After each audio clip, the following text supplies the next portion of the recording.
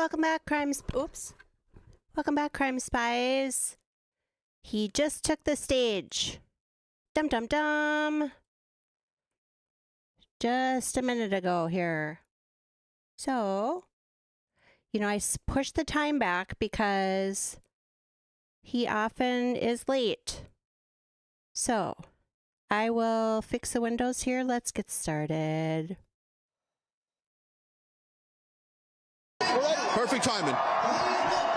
The next president of the United States, President Donald J. Trump. I'm actually going to mute this song. I don't want to get copyrighted. I'm on YouTube. So, actually, I'm just going to mute you so I know when he comes back. Let me fix this window now.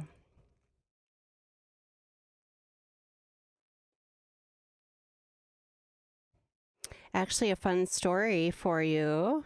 You know how much I like to tell stories. Oh, from the lakes of Minnesota, though.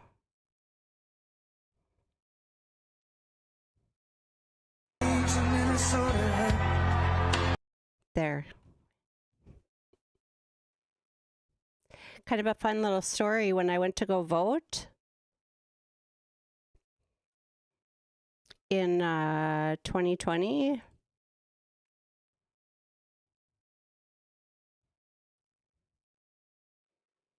I did early voting. I'm not sure I would do that again, actually. And we were outside in the cold for, I don't know, an hour and a half. And this really nice older man that was standing right next to me, him and I got to talking. And of course, you don't know who you're voting for, of course. And turns out he was in the broadcasting business for many, many, many years, couple decades. He lives over on Hazeltine Golf Course where the U.S. Open is. And I'm trying to remember what his name is now. Anyway, so we were talking, and turns out he knows Lee Greenwood. He's had spent time at his house, and that was kind of interesting. You never know who you're going to meet in line. I have a feeling he was voting for Go POTUS Trump.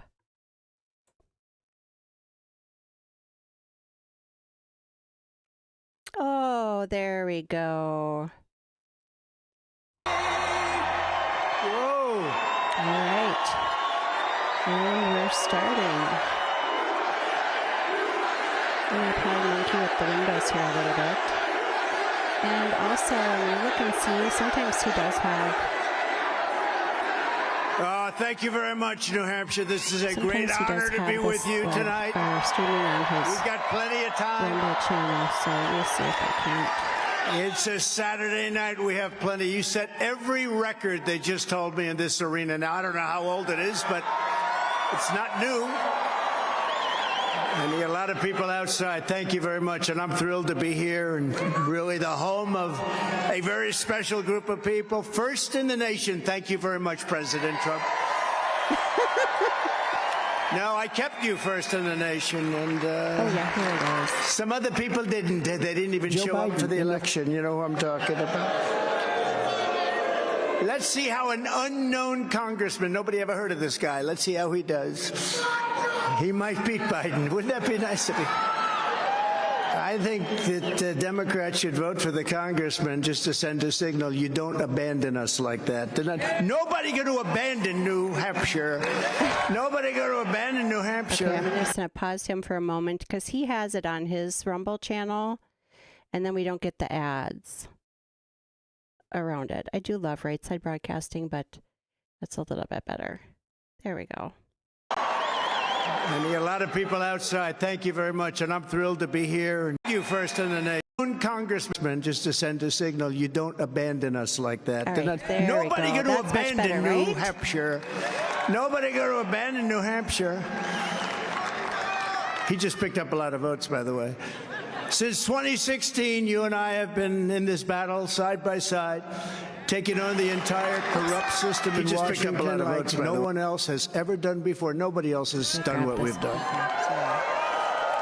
The Washington swamp has done everything in its power to take away your voice.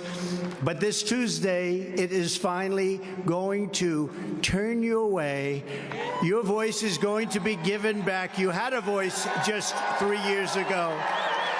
And I believe that New Hampshire is going to speak very loudly and clearly. With your vote, you are going to send a message straight to crooked Joe Biden, the worst president in the history of our country. Biden and his radical thugs have weaponized the DOJ and his protectors and the fake news media right back, and look at all of them. Whoa! Fake news. The fake news. 3 days from now, we're going to win New Hampshire, and then we're going to defeat crooked Joe Biden, and we are going to make America great again.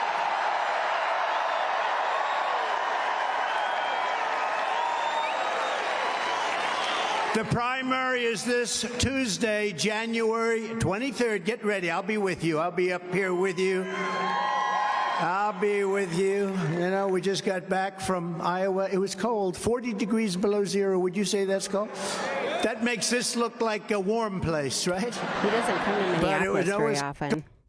Cold, but everybody, we won in the history of the caucus. Nobody's ever gotten a number like we got. We broke the record, just like they broke it tonight. And I have the same feeling right here. Frankly, I have the same feeling all over the country. This country has such great people. So you need to get everyone and turn them out to vote in record numbers. We have to not win. We have to win by a lot, because we have to. That's not my internet. I have brand new internet. Send a signal in November that we're coming. And if you need any information, just go to Trump.com. Okay? You'll get all that information, so get out and vote. This is a big deal. The whole world is watching now in New Hampshire. Last week I said that. Place called Iowa. Great. Now I'm saying it. The whole world is watching you. We took care of them, and we're taking care of you. But now is the time for the Republican Party members. We have to not win. We have to win by a lot, because we have to. No, but it still happens. Send a signal in November that we're coming. Okay, never mind. And if you need any information, just go to Trump.com. Well, maybe we go back to. You'll get all that information, so get out and vote. This is a big deal. The whole world is watching now in New Hampshire. Last week I said that. Place called Iowa. Great. I don't have a stuck now keyboard. I'm saying it. The whole world is watching you. We took care of them, and we're taking care of you. But now is the time for the Republican Party to unify. We have to unify because we have very important business ahead of us. We have to get together, and we have to do what we have to do. You know, we're the party of common sense. You know that, right? We're the party of common sense. Instead of wasting hundreds of millions of dollars attacking Trump, we need to come together and focus all of our energy and resources on defeating crooked Joe Biden. We have to do it. We have to get him out. He is a threat to democracy. He really is.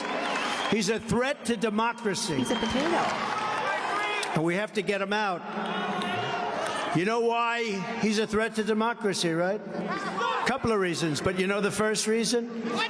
He's grossly incompetent. Hi, Christine. It's true. We'll end up in a world war because of this guy. The bombs roar. Look at the Middle East now again. Here we go again. The bombs are being dropped all over the place. They have no idea what they're doing. The Secretary of Defense is missing in action. And then they find him. You know how he's running the war? A laptop from his stomach, laying in a hospital bed.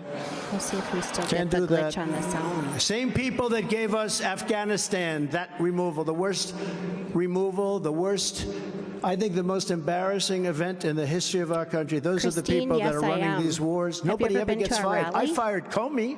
I fired a lot of people. In fact, people said I fired so many people. When somebody's bad, you got to fire them. Here's a guy, they don't win wars, they don't do anything right, and nobody ever gets fired. I guess they know too much. Does anyone know what that means? I know what that means. Sadly, not everyone is willing to put our country first. This is called America First territory. It's America First. So here in New Hampshire, Nikki Haley, I know her well. Oh my God, I got the greatest thing when I was working on videos today. The guy screaming bird brain. Only in New Hampshire does that happen. Let's see if I can find it. But she's made an unholy alliance with the rhinos, the never-Trumpers, Americans for no prosperity, globalists, the radical left communists, and they want to get liberals and Biden supporters. That's what they want. And, you know, you have a governor here that allows Democrats to vote in the Republican primary. What's that all about? Your governor, and, you know, he'll be coming, and he'll be calling me after the election. Oh, sir, I just want to congratulate you very much. This guy allows independents, many of whom are Democrats, independents and Democrats to vote in the Republican primary. What the hell is that all about? But despite that, we're going to win by very big numbers. In Iowa, nearly 50% of Haley's voters, think of this, with the vote that we had just a week ago. She came in last, by the way. She came in third. And Vivek did great, and he just endorsed us. You know that, right? Good man. He's got a lot to say, Vivek. And he says it fast. He's a good man. He endorsed us wholeheartedly, and we agree on so many different things. But think of this number. 50% of Haley's voters said they were voting for Joe Biden in November. What the hell kind of a Republican candidate is that? And you're going to see in a couple of minutes, we're going to bring up the governor, a fantastic governor from South Carolina, but almost every politician from South Carolina is endorsing me. How do you do that when she was the governor? And it was just reported that Nikki Haley, state director in New Hampshire, this is a very bad one. Listen carefully. Tyler Clark. Did anyone ever hear of him? He was a lobbyist for the 1630 Fund, which is managed by Arabella Advisors, which is the largest Democrat dark money network in the country, and considered public enemy #1. That's who's managing her campaign. Does that tell you something, perhaps? The 1630 Fund and the larger Arabella Fund, you know who that is? It's a network, and they're giving her a lot of money because they want her to win, because they don't want to run. Hey, look, they lost in 2016, and they lost even bigger in 2020, okay? And they don't want to do it again. They want to run against Nikki. And you've seen the polls. We're the only one that beats Biden, not because Biden's good, because he's terrible, but they have an automatic 38%. Automatic. I don't want to go what group, because I actually think we're going to get a lot of union votes. Okay, that's good. But they have groups of people that automatically. So if you're this podium, you get 38%. And he's polling right now at 34. That's very hard to do. You can't, now we have to do it like in 2016. We ran the entire East Coast. We ran the Midwest. We ran everything, and we won. That was a surprise. They said, we'll never let that happen again. They don't want to let that happen again. And they'll cheat, and they'll do whatever they have to do. And the biggest thing we have to do, we cannot let them cheat on election period. We used to call it election day. It should be back to election day, but we have to say election period. They spend more than $400 million in 2020 trying to defeat me and to elect crooked Joe Biden, with all those lock boxes, you know, with all those tapes, watching the lock boxes, and then the judges don't want to do anything about it. Make sure you've seen 2000 Mules. It's terrible. If not, going let me know. to I got the it on my Rumble legislatures, getting rejected, and then going back and doing whatever the hell they wanted. They got rejected by the legislatures, then they went in and did whatever they wanted to do. It's terrible. Then you had the laptop from hell, right, where the 51 intelligence agents said, oh, no, it was from Russia. They knew it was from Hunter. It was from Hunter. In other words, Nikki Haley is using radical Democrat money to fund the radical Democrat campaign operation that she's running in order to try and do things. You notice I haven't even mentioned the name of Ron DeSanctimonious yet, because I think he's gone.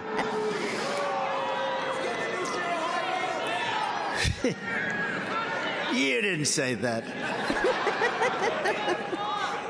No, he does not wear high heels, okay? He does not wear high heels. All right, maybe he does. Oh, God, he's so funny. Guy screams out he's got a new pair of high heels. You can't do that. It's not polite. Don't do that. Let's I'll have to admonish the video a little bit better. But they want to turn liberal voters into Republicans for about 2 minutes while they vote, and then go back to being liberal voters in the Democrat Party. It's terrible. It's a terrible thing. Hey, look, I love this state. You know, you really helped me a lot. 2016, we came in here, we blew this state open. And they need a 2024 one. And blew the election open more than anything. And I came in and we did fantastically here. We've done great here. But you can't let that happen. You can't have the Democrats. You just got to get rid of the system. It would take, if you're governor, it would take about 2 minutes. You just can't have a system where Democrats vote. Think of it. Democrats are allowed to vote in the Republican primary. That's the only thing I can't determine. How many are there?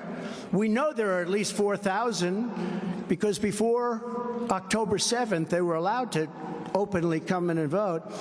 So we know they have that. But how many are there? So just make sure, don't listen to polls. Get out and vote. We need a big, big win against these terrible people. Yeah. I spent so much time last week saying that in Iowa. I said, you know, we had great polls. We're up like 40. And I said, don't believe the polls. Pretend you're one down, because we don't need any surprises. And I said, Alice, you got to get out of bed now, Alice. We're going to vote. But, darling, I don't feel good. It doesn't make any difference, Alice. You got to get the hell out of bed. We're going to vote because we don't want to take any chances. And we need big margins because we have to send real unity as a message. Because, you know, with real unity, they won't be able to cheat. It won't matter. The radical left Democrats are supporting Nikki Haley for one reason, because they know she's very easy to beat. She's going to be very easy to beat. She's them. That's why I'm so proud to be joined today by an incredible group of leaders from Nikki's home state of South Carolina, where we'll be in about 3 weeks. We'll be there in 3 weeks. Ooh.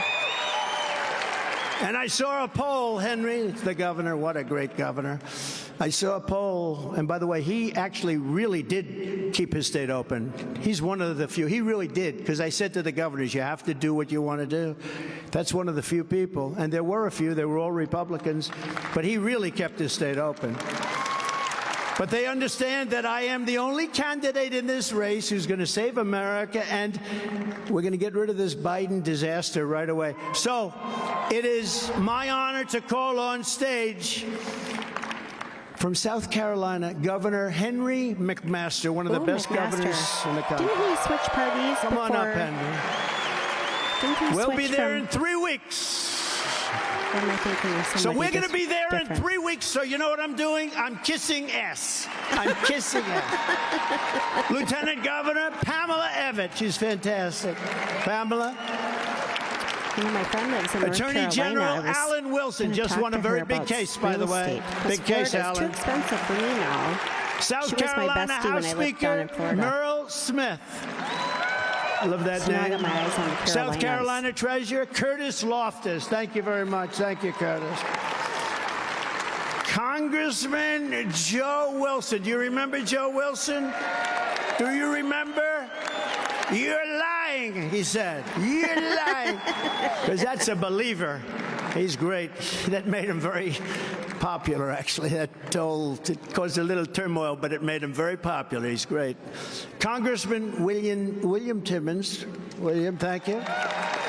And a friend of mine, an incredible political figure. He's really taken politics by storm, Congressman Russell Fry. Hey, Russell, I'm going to ask you, if you would, wherever the hell you are, to say a couple of words, and then a couple of others. And we're going to get this done real quick, but we have to be really good to South Carolina because we have to win big. We're only up in the last poll by 60 points, 6-0.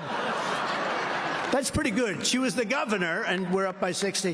So, Russell, why don't you start? Go ahead. Thank you, Russell. How about we leave it like this for a little while? Hello, New Hampshire. How we doing? Man.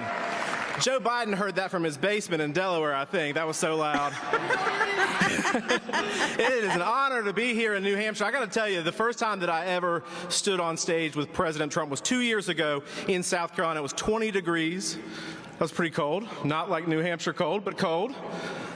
And what was amazing to me is we stood there and thousands of people, much like today, came out to support Donald Trump again for President of the United States. Are y'all ready for Donald Trump? We stood out in the rain for like 7 hours before they let us in. So my name is Russell Fry, Congressman from Myrtle Beach, South Carolina. Who's ever been to Myrtle Beach? Who wants to go to Myrtle Beach right now? All right. So I came all the way to New Hampshire because I have one question, actually two. Is this Nikki Haley country?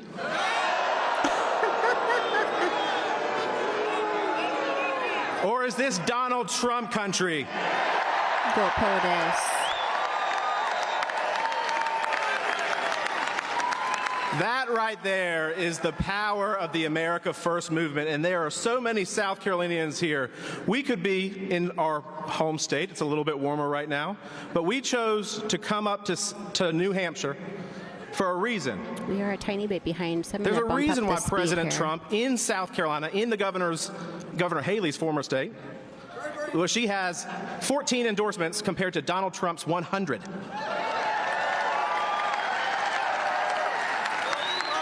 So, do we want somebody who's controlled by the big donors and the Wall Street special interests?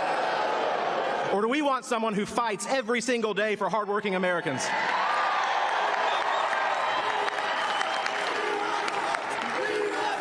Do we want somebody who flip-flops on every position? Or do we want somebody like Donald Trump who keeps his word? And this is interesting because we've lived it in South Carolina, but do we want somebody who caves to the Chinese Communist Party, gives them land and calls them a friend? It's true. Or do we want somebody like Donald Trump who they fear? And lastly, do we want somebody who's soft on immigration? Or do we want somebody who can secure the border, build the wall, and bring back our rule of law?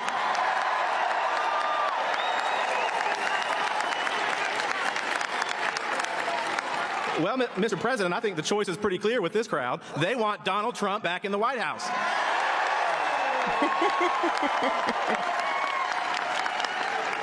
So you got a task ahead of you. Tuesday's a big day. And like the president just said, if somebody's sick, if it's too cold, look, Iowa just voted in record numbers, despite 3 feet of snow or whatever it was. We get a dusting in South Carolina and the whole state shuts down.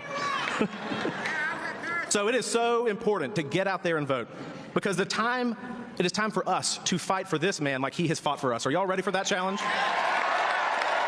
We need a leader who can turn this country around. President Trump has done it once, and I know that he can do it again. So on Tuesday, let's take that next step.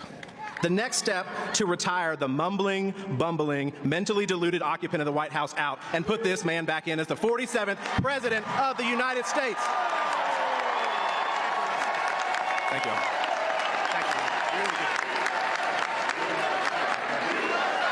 I found one of the pictures from the rally. I was sicker than a dog. New Hampshire! Are we coming out for Trump on Tuesday or what?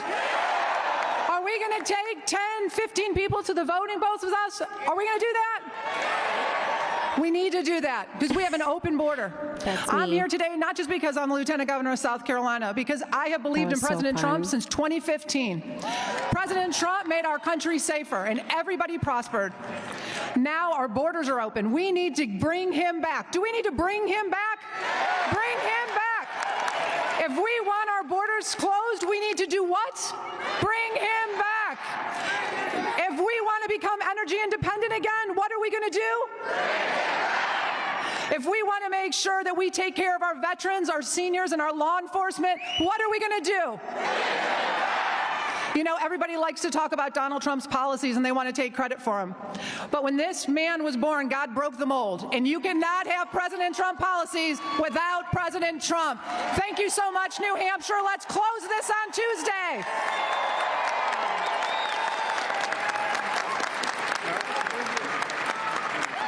Hello, New Hampshire. I love your motto, live free or die. Do we feel like we've been living free for the last 4 years? Well, there's a way we can fix that, and that is to elect Donald Trump as the next president of the United States. My name is Merle Smith. I'm the Speaker of the South Carolina House. I served with Nikki Haley in the General Assembly.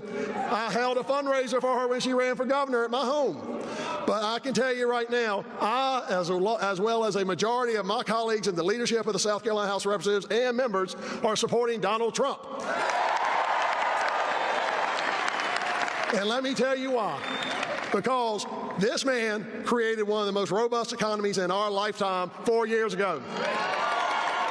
He is someone that does not need on-the-job training. He is someone that knows how to make this country great again. And so I would ask you for one thing. You are in a unique position. You are in a sacred position right now, because Tuesday you can come out and vote and have Donald Trump win this primary overwhelming and send a message to the Republican Party in this state. And I tell you this, if you do that and you win by a big margin here, we'll finish the job in South Carolina. So thank you. God bless you. Vote Donald Trump.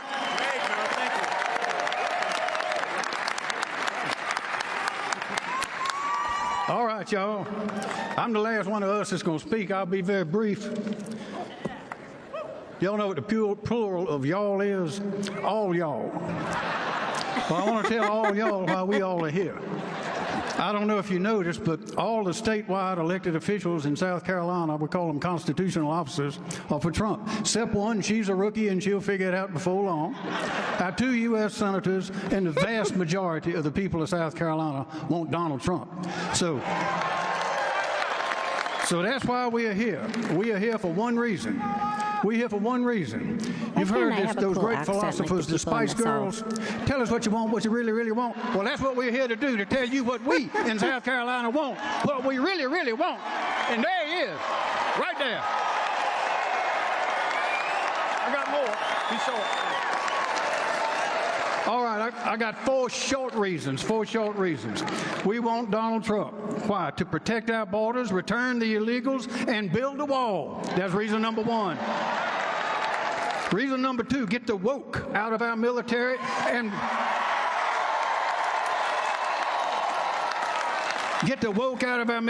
put the fight back in. Reason number 3 or 4, put common sense conservative judges in the courts to restore the rule of law and the Constitution. And finally, to tell our enemies abroad that America is standing back up and it's time for them to sit back down. New Hampshire is for Trump. South Carolina is too. We'll see you at the finish line.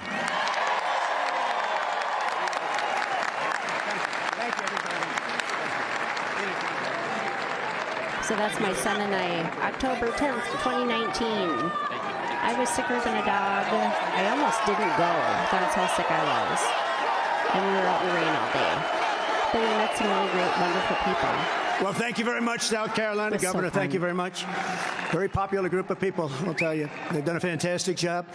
And again, we're going to be there in 3 weeks. That's why I did that. Don't tell them, but that's why I did that. It's a big, very political state. They have a lot to say about things, and we love them. And we have almost everybody supporting us there, which is quite a tribute when you have somebody running who is the governor.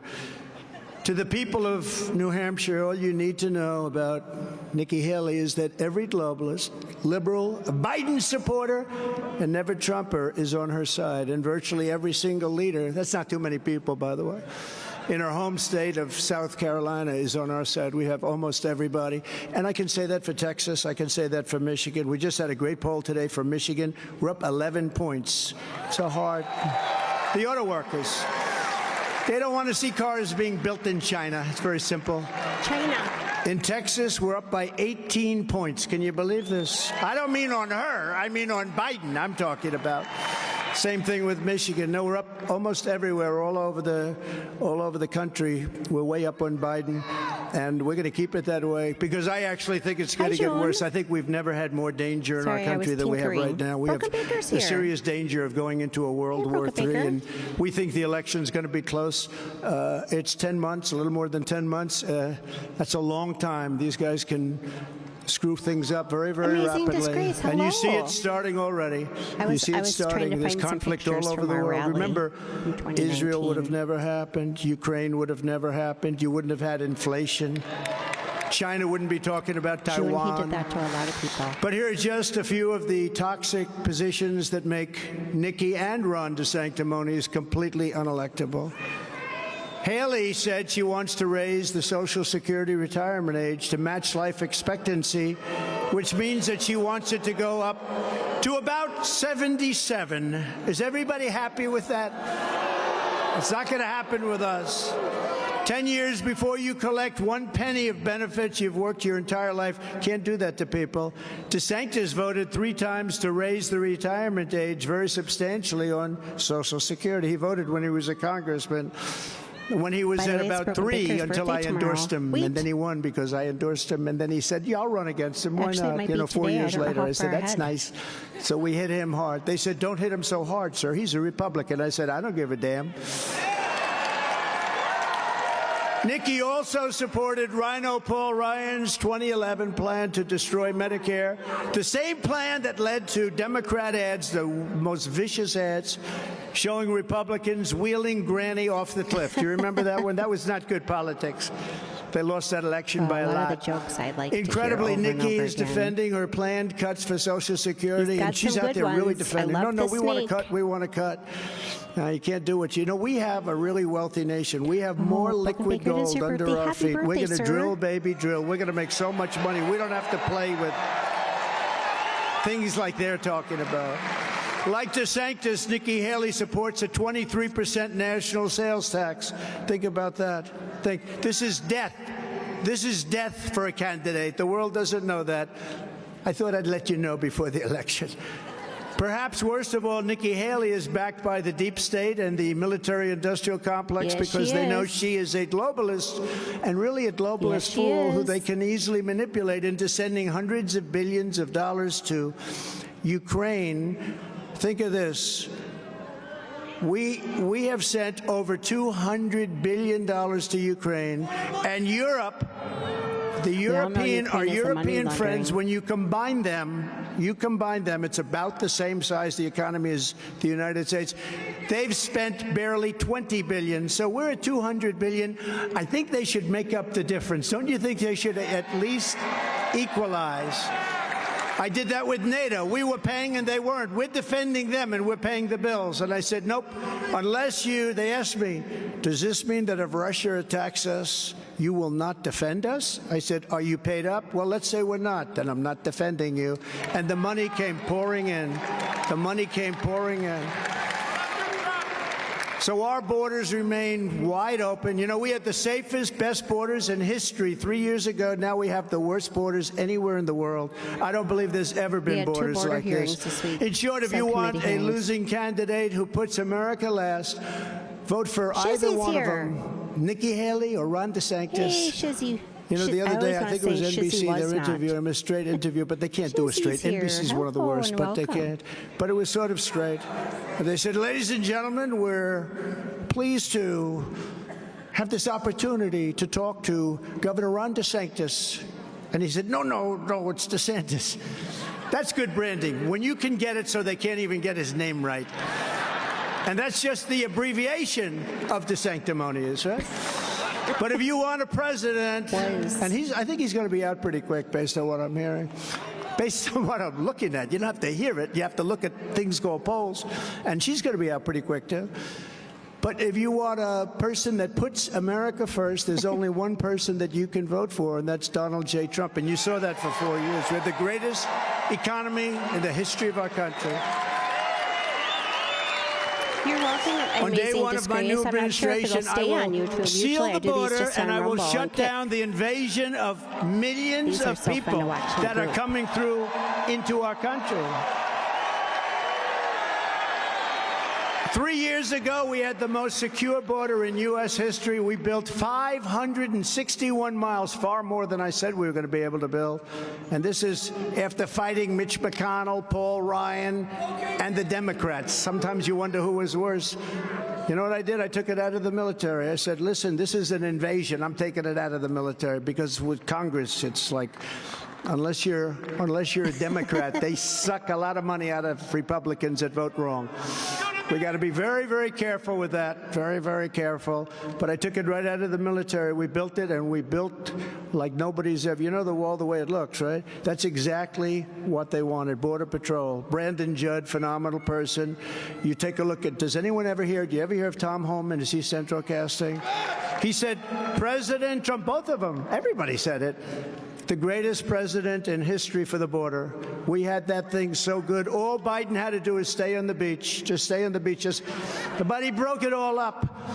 But we built the border wall. We got Mexico to give us 28,000 soldiers free of charge. Thank you very much, Mexico. I love the president. He's a great guy. But he wasn't exactly happy about that. He was not happy about that. Under Biden, the USA has been turned into a dumping ground for the entire world. Now, you know, I see signs flashing back there, and it sort of depends if you want it. It's a Saturday night. Do you want this to be the long version or the short version? Long version.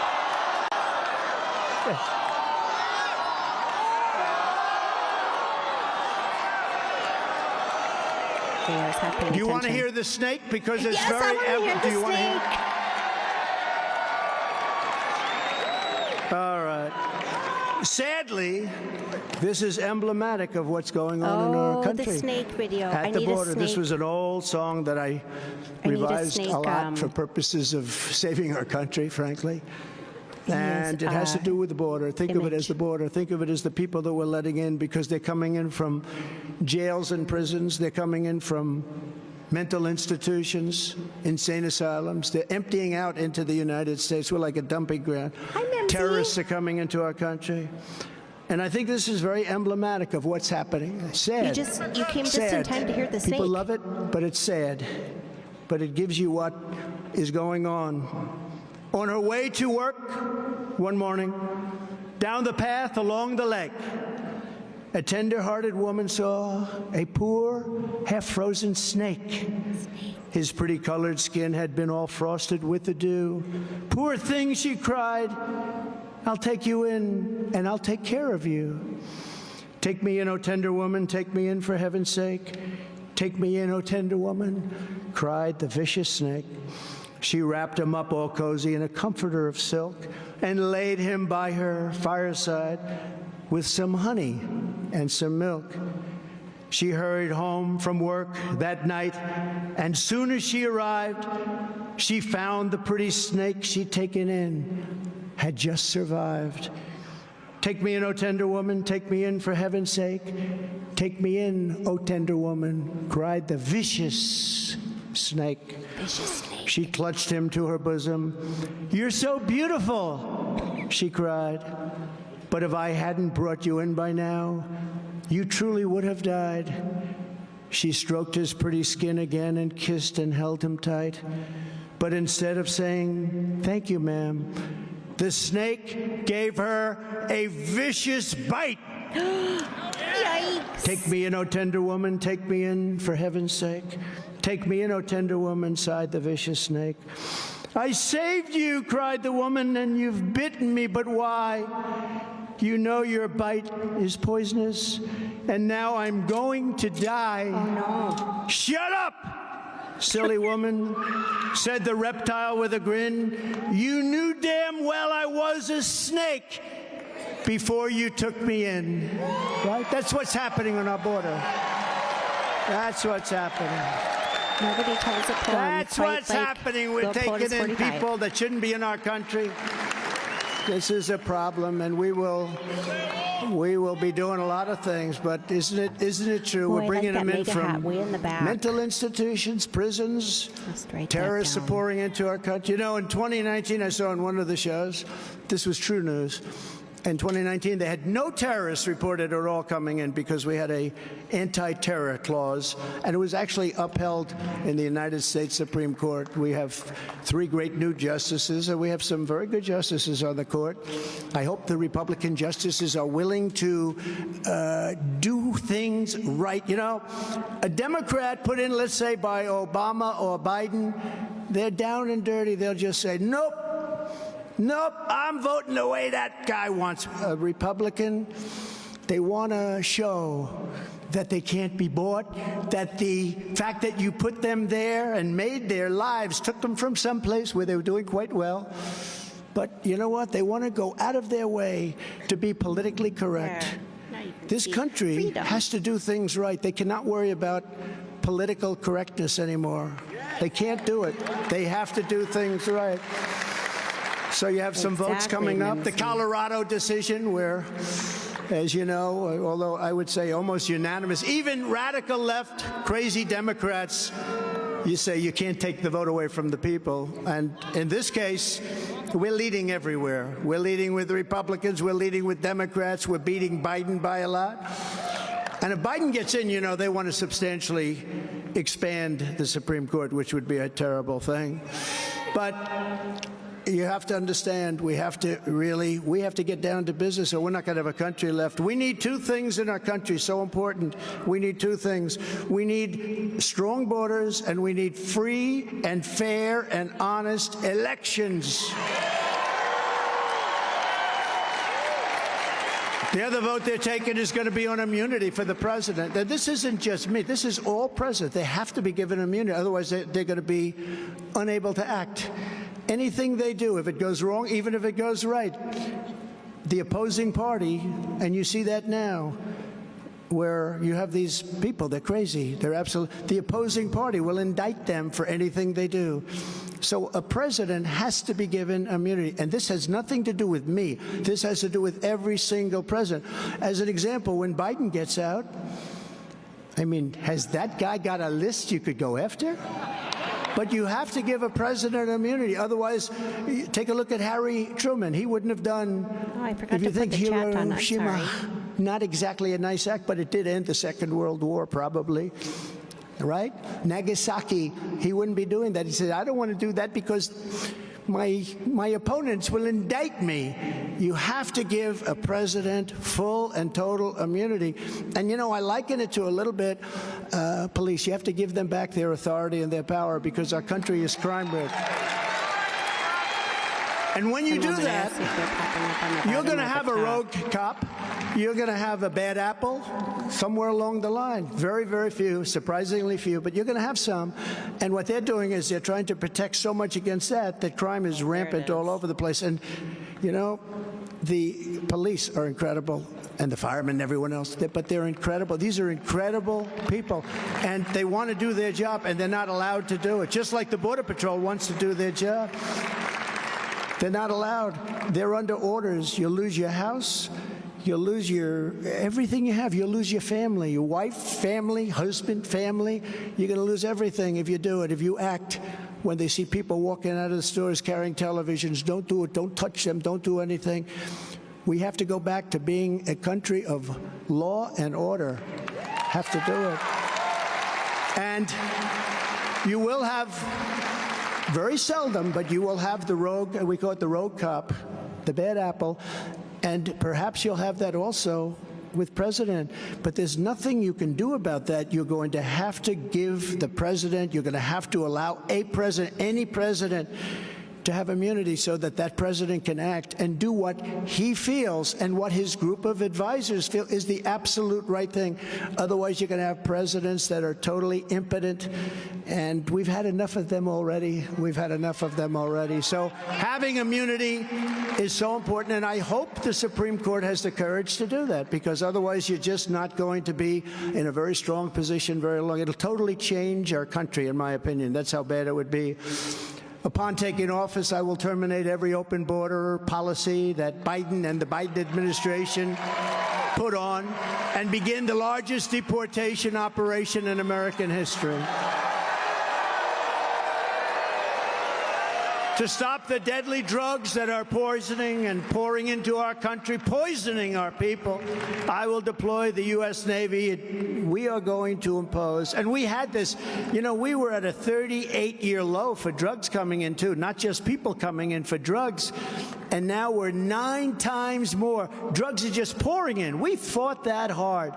We spent millions of dollars on equipment that could detect. You know what the best detection, though, is? A certain type of German Shepherd. You can spend millions of dollars on drug detecting equipment, and it's not as good as a great certain type of German Shepherd. Like they're flawless. Can you imagine dogs?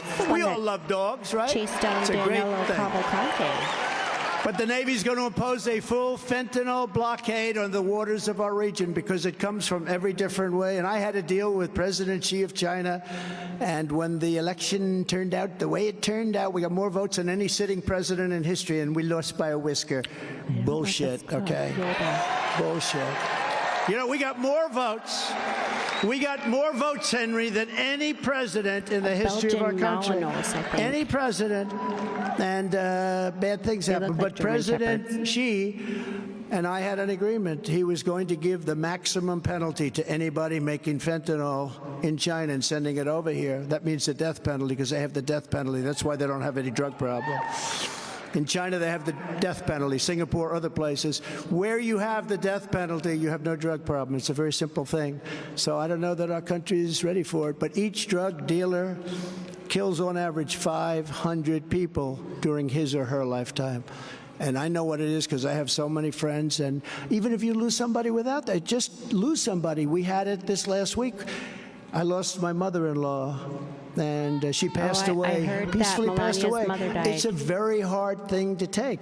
But think of what happens when you lose a child or anybody to fentanyl. It's a horrible thing. And we had it just about set, and when that was going to go into existence, and then when these guys came, they didn't care about that. They didn't know about it. They didn't want to bother with it. That would have been one of the most important things we did. I'll get it done again. President Xi will do it again. I guarantee you that. The drug cartels are waging war on America, and we will destroy those cartels. We have to destroy. You know, it's war. I believe we're losing 300,000. Not, you know, they say 91,000. That's not 91,000. 300,000 people a year, I believe, are lost to drugs pouring into our country. That's worse than a war, okay? That's worse than a war. So we have a war going on. And I will use Title 42, which I had. In fact, the judge in that case was fantastic. He said to they wanted to terminate it early. The judge wouldn't let him do it. He said, no, wait a minute. Do you know what's going to happen to our country if we do that? Title 42. And he said, no, but it expires. You can wait.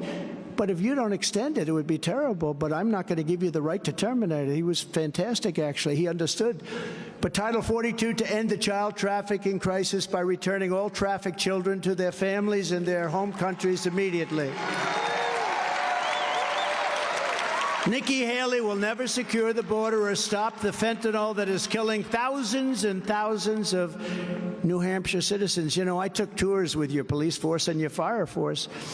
And a big part of what they do in New Hampshire, I don't know what it is with New Hampshire, but you probably have per capita the worst drug situation in the entire country. Why don't you try getting a new governor? That would help, okay?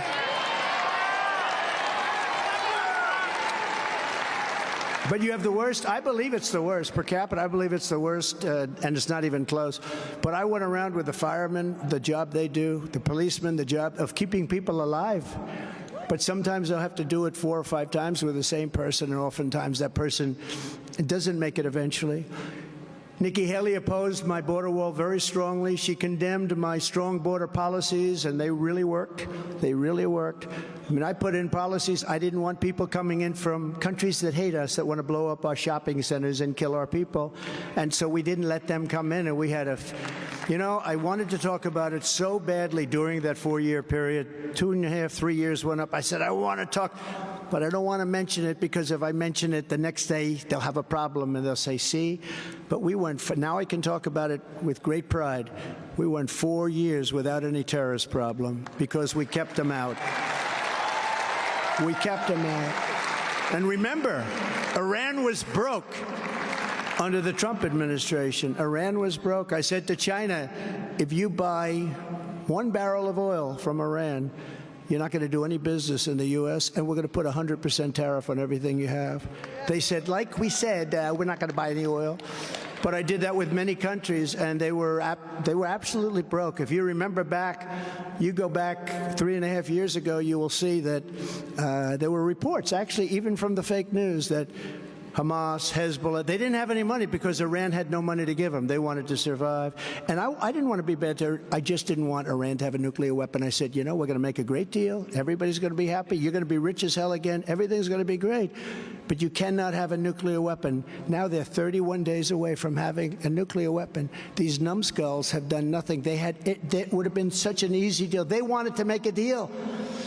And then because of the results of the election, they said, let's wait it out. Nobody ever contacted them. They're going to have a nuclear weapon in 31 days, the likes of which, the power of nuclear weaponry is not describable. Actually, it's not describable. And that's where we are right now. This country has regressed to a point that it's so embarrassing to even talk about when you look at what's happened. Just 3 years, a little more than 3 years, what's happened to our country is so sad to see. Nikki stabbed the Republican Party in the back by siding with Barack Hussein Obama against the Trump travel ban, which kept us safe. That travel ban was a gift from God.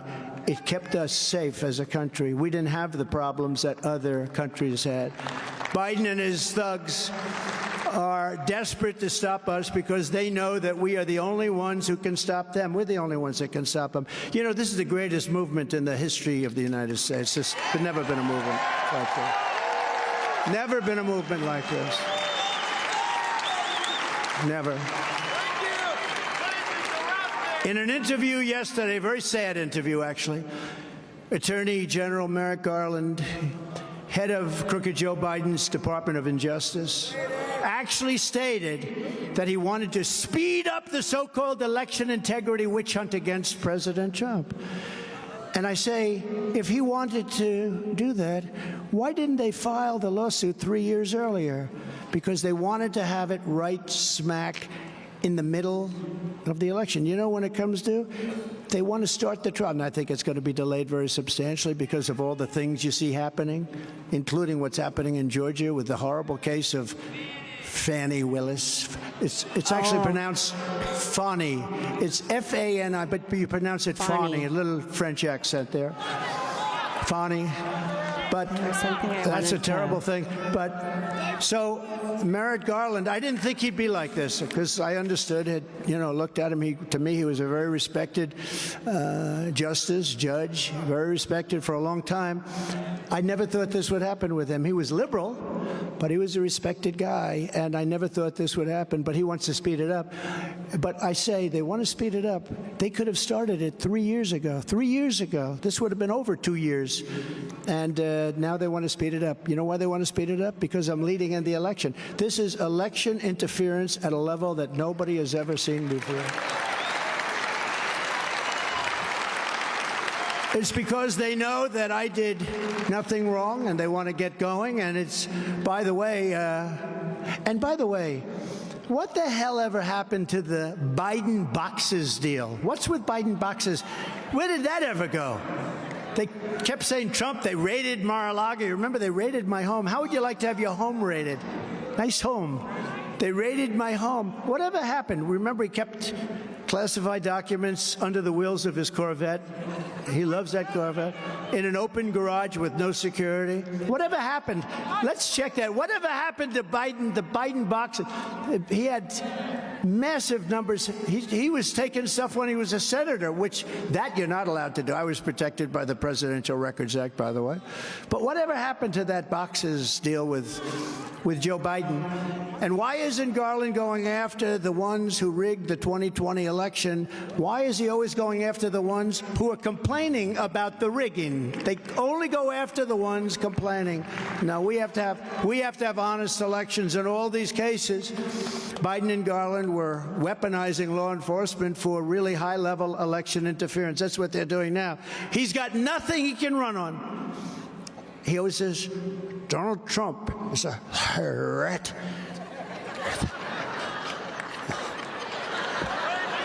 He's a threat to democracy. That's right. That's right. MAGA. We've got to stop MAGA. What does MAGA mean, Joe? Make America great again. We got to stop Make America Great. Think of it. We've got to stop Make America Great again. But I don't do too much imitation of him, because every time I do it, every single time, they have it on television, like fake NBC, fake CBS, fake ABC. Not to mention CNN, MSDNC, and Fox. But every time I do it, if I imitate him, they show me Donald Trump spoke poorly last night. He could hardly say a word. So it's very dangerous. You know, 2 weeks ago, 3 weeks ago, I hardly do it anymore. Maybe I'll do it for New Hampshire. I'm desperate to get you a vote. I'm desperate to get you a vote. Maybe I'll do it. But I don't do it because what they do is, if I'm sarcastic, or like a lot of times I'll say, and President Obama is doing a lousy job, meaning that Obama's running the show. They'll say, Donald Trump doesn't know who our president is. No. Because cognitively, you know, I don't know if you saw, but a few months ago, I took a cognitive test. My doctor gave me. I said, give me a cognitive test just so we can, you know, because you know what the standards were. And I aced it. I also took one when I was in the White House. No, I'll let you know when I go bad. I really think I'll be able to tell you, because someday we go bad. But, you know, I've had, and they always say, like Haley, she talks about, yeah, we don't need 80-year-old. Well, I don't mind being 80, but I'm 77. That's a big difference. But I have people, I have one friend who became a very rich man, became a billionaire. His whole life he didn't do well. He was in a certain business, didn't do well. He turned 80. He made $1 billion between the age of 80 and 90. He made all his money from 80 to 90. They always like to mention age. It's not age. Different people, different strokes, right? But what it is, think of that, made all of his money. I know people that are 90. I know one person, 94 years old, a phenomenal, his mind is as sharp as it's ever been. I feel my mind is stronger now than it was 25 years ago. Is that possible? I really do. Now, Biden can't say that. Look, you know he can't say that. You know he can't say that. You know there's something going on. But when I imitated, so a few weeks ago, I imitated, because as you know, he can never find the stairs. You know how many stairs? 1, 2. We have 2 on the side. 3, 4, and there's one back here, and then there's an emergency. So you got like 6 or 7. This is not a big platform. So I imitated it, and everybody had a great time. You know the way he finishes the speech? The speeches usually last about 2 minutes, yeah? That's right. Thank you. 2 or 3 minutes. They're not long. This is not Winston Churchill. He used to speak for never have so few done so much for so many. You know what that was about? The Spitfire. He was a slightly good speaker. But this isn't Winston Churchill. But they last very, very short periods of time because the energy runs low. You know, it's got a something going on there. The key with him is to get him going for a long period of time. Let's see how it looks. But when he leaves, do you ever notice he always points? He goes, thank you. He always goes, like the Heisman Trophy. And then, but he leaves, and so they had a wall. We'll pretend that's a wall back there, but they had a wall. I don't think there's a stair in the back, so he would find that area instead of. But you know what? So there's a wall, and I imitated him going to the wall, and everybody cracked up. We were all having a good time, and the fake news said Donald Trump was embarrassed tonight. He couldn't find his way off the stage. Can you believe? No. They are the most dishonest people. You know the thing where we talked about a dictator. Donald Trump wants to be a dictator. So Sean Hannity, who's a fantastic guy, by the way. Sean Hannity, I did a town hall with him 2 weeks ago. And he said, all right, let's put this to rest. He thought he was doing me a favor. And I wanted to be cute. I always got to be cute. He said, you don't want to be a dictator or anything, do you? I said, Sean, I only want to be a dictator for one day. And I'm going to be a dictator, Sean, for one day. And I'm going to close up the border, and I'm going to drill, baby drill, and after that, I'm not going to become a dictator. Right? So here's what the fake news does. It's so horrible. So I said, I want to be a dictator for one day, and then if you go on just like 10 seconds, it says the two things, right? We're going to have a great border. We're going to drill, baby, drill. Those two things. We're going to have energy. We're going to make so much money. We're not going to have to worry about your Social Security. So I said those two things. I said, I'm going to be a dictator, and they cut it. So all over television said, Donald Trump wants to be a dictator. Listen to it. I'm going to be a dictator, cut.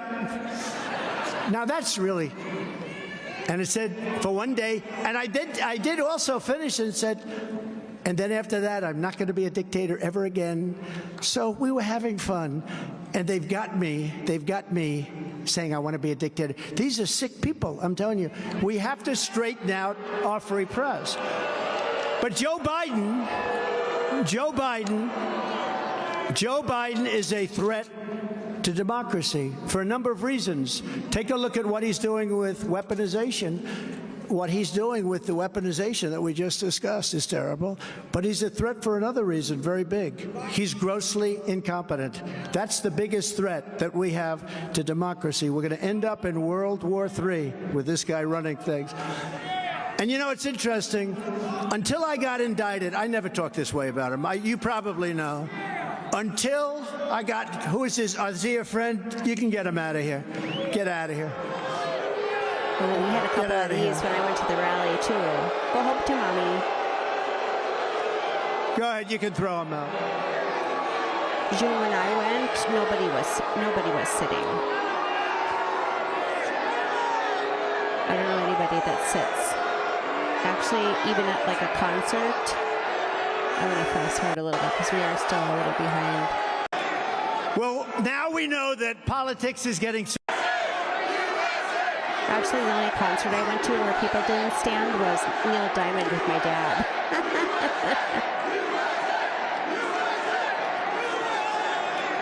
Well, now we know that politics is getting serious. So now we know we're getting serious now. Although we did have a really He's just nice a disturbed person. With one of those fancy boxes with their own bathroom. Remember that used to happen all the time? People used to call for it. Where is that? We want it back. But no, probably we're really now into political season, and that is happening. It's happening. And the people in this room know what, and he probably knows too. And a lot of those guys, by the way, are paid by Soros and these people. You know that. They're troublemakers. A lot of those people are paid. They go outside. In fact, they're MAGA people, but they can't help it. They say, look, he gave me... I said, do what you're doing. This is only happening, all of this, because all of the weaponization, because we're leading so much in the polls, especially if you look, we're leading her by a lot. Ron is probably finished. He's probably finished, sad. May he rest in peace. In the new Redfield-Wilton That's poll. a new name I haven't seen. Welcome. Just came out a little while ago. It's Trump, 72%, Haley, 9%, and DeSanctimonious, 9%. But that's why you have to get out and vote, though. We have to keep those margins. In Nevada, we're going to be there next week. You know what we're going to get in Nevada? 100% of the vote. I got to get me one of those stocking caps. You know why? They looked at the polls and they decided we're not going to play there. So next week is Nevada, a great state, and DeSanctimonious just announced he's pulling out of Nevada. In South Carolina, you just saw all of the leaders, just about everybody. We have almost everybody. Respected pollster, very respected guy. Tony Fabrizio, have you ever heard of him? He's Italian by persuasion, I think. But you know, he's a great pollster. John McLaughlin, great pollster. He has some great pollsters. Is the one that's Tony Fabrizio has it supposed to be the best one, I think. Here, or the most accurate. 64. Think of it. Trump at 64%, Haley at 25%, Ron DeSantis. What the hell happened to him? 8%. We're leading in New Hampshire, but take nothing for granted because polls only matter if you get out and vote. You have to get out and vote. The polls can be so destructive. You know, I used to get polls like in Wisconsin. They said Trump is down 19 points. Washington Post, ABC, Washington Post, ABC Fake News, Washington Post. And they used to go, and they had me down, actually 18 points. Trump is down 8. I said, it can't be. Wisconsin's a great state. I just gave a speech. We had 38,000 people. There's no way I'm down 18 points.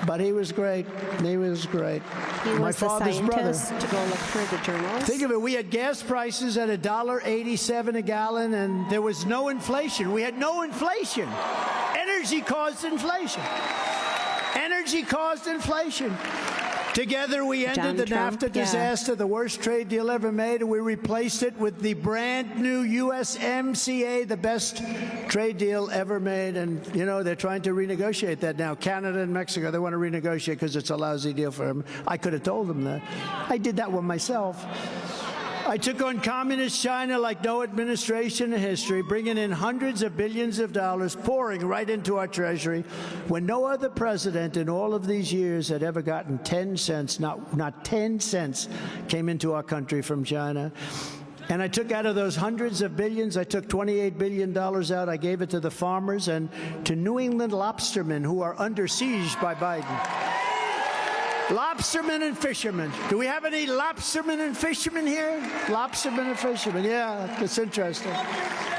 And I will fight for the fishermen like never before with 4 more years as President of the United States. You know, they want to put fees on the fishermen every day. They want $700. I don't know anything about the industry other than I protect the industry. But $700 is a lot of money for a fisherman to go out fishing. What happens if you don't catch any fish? That happens. As soon as I get back in the White House, I will quickly end Joe Biden's inflation catastrophe. We will terminate the Green New Scam, and we will drill, baby, drill. We will drill, baby, drill. Right? We'll quickly cut New Hampshire energy prices in half. You have the highest energy prices in the entire world. Think of it. I just got finished saying you have the worst drug problem in the whole country per capita, by far. But you also have the highest energy. Those are 2 bad statistics. Those are 2 bad statistics, Sununu. Those are 2 very bad, and it shouldn't be that way. You have the highest energy prices in the entire country by a lot. I will cut them in half within my first year in office because we have plenty of energy. It's right there. On day 1, I will end crooked Joe Biden's insane electric vehicle mandate. This week, 17 retired military officials stated that Biden's electric vehicle lunacy is a threat to national security. And by the way, they don't work well in cold weather. And they don't go far. That's true. Harris, they don't if you're go watching, far. I took that. But it's certainly not great for your climb, they call it climate. That chat bot. Well, Biden is pushing the largest tax hike in American history. I will make the Trump tax cuts, the biggest tax cuts ever, bigger than Reagan. I will make them permanent. We're going to make them permanent. You know, they expire in a year. They expire in a year. We have to make them permanent. The Democrats will fight. If they're not made permanent, it's a tremendous tax increase, and we're not going to let that happen. And I will once again cut a record number of job-killing regulations. You know, some people, I went to some of my friends or people, in some cases they're not my friends, they're my enemies. I hate them. But they're big business. I said, what was more important for you, the tax cuts or the regulation cuts? Every single one of them said the regulation cuts. Can you believe it? I was surprised, actually. But we cut regulations at levels that nobody's ever seen. We cut more regulations than any president in history before, by far. Before I even arrive at the Oval Office, shortly after we win the presidency, we win all together. We're going to win. We will have the horrible war between Russia and Ukraine settled before I take office. President-elect, I'll get it settled. I know Putin, get along with him. I know Zelensky, get along with him. We're going to settle it. That's a tremendous problem that would have never, think of it, the sad, would have never happened. You know, it's one thing you settle. You can never make a settlement like you could. If we could have done settlement, we didn't even have to do, Putin would have never done it. We didn't even have to do a settlement, but we could have made a settlement. All those cities would be thriving now, the beautiful golden domes that are ripped down, 1,000-year-old buildings that are ripped down. You can never replace it. All those lives that are lost. The lives that are lost are so much greater than what you're being told. The lives are, it's just tremendous. I'll get it solved. I'll get it solved before I even get into office. We will restore peace through strength, and they understand that. There's a great man a great leader in Europe, Viktor Orban. He's the prime minister of Hungary. He's a very great leader, very strong man. Some Tucker people don't like him Carlson because he's has a too great interview strong. with him. It's nice to have a strong man running your country. But he Like a 1-hour he was being special. interviewed a month ago. It was an incredible statement. Actually, in he's fact, got I a should really use good it one with in the an ad. president of El Salvador. But we don't take ads. So for far, like we a year or haven't so needed ago. them because we're doing well.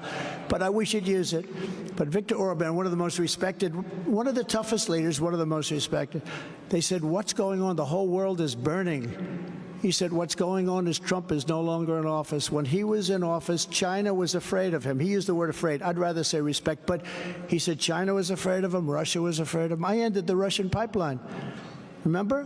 That was the biggest thing they ever did. I ended it. It was dead. And then Biden came along, and the first week he approved it, going all over Europe. But he said when Trump was president, they said, what would you do? He said, I would do whatever is possible to get Trump elected president again, and everything will stop. So I was very honored by it. Right?